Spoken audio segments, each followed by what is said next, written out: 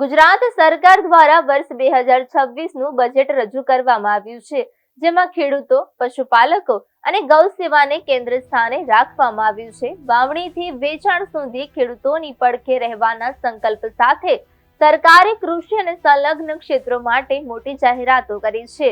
ખાસ કરીને સિંચાઈ સુવિધાઓના વિસ્તાર અને ગૌવંશના સંરક્ષણ માટે બજેટમાં માતબર રકમની ફાળવણી કરવામાં આવી છે.